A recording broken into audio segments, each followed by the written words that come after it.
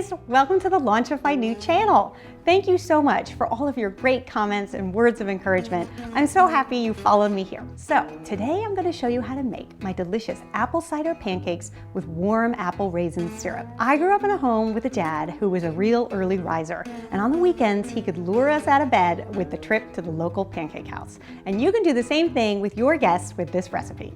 Here's how you make it.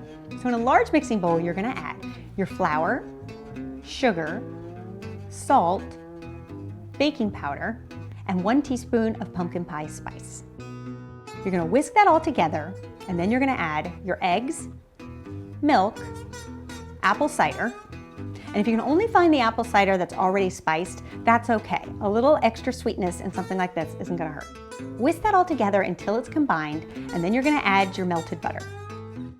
Then you're going to add your nuts. Now, if you're not a nut person, you could leave them out, but I definitely encourage you to at least try it.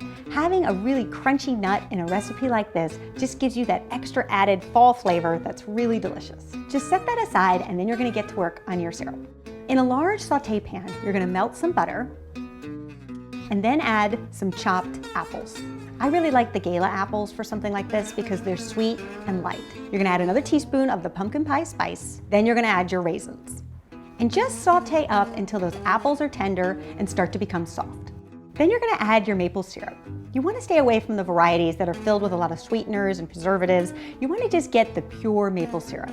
And you'll find it'll come in 2 different varieties. You can get the grade A maple syrup, which is a light amber color, or you can get the grade B, which is that dark, rich color. That's the syrup you want for this recipe. It's just going to give you a lot more flavor. Allow that to simmer just until your syrup starts to thicken, and then it's done. Then it's time to make your pancakes. I really love to use these large griddle pans because it allows you to make really big pancakes. And it's also great if you have a crowd and you have to make a lot of them. You're going to ladle out 3 large pancakes.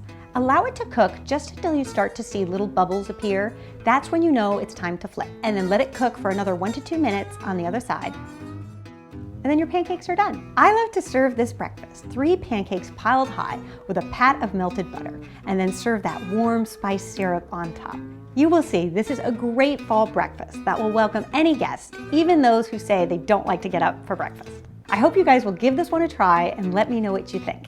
And I'll see you back here next week when I'm going to show you how to make a really simple hors d'oeuvre. It's my goat cheese tartlets with sweet onion jam. It's a fabulous appetizer for entertaining, especially this time of year, and it's also very inexpensive to make. I'll see you then.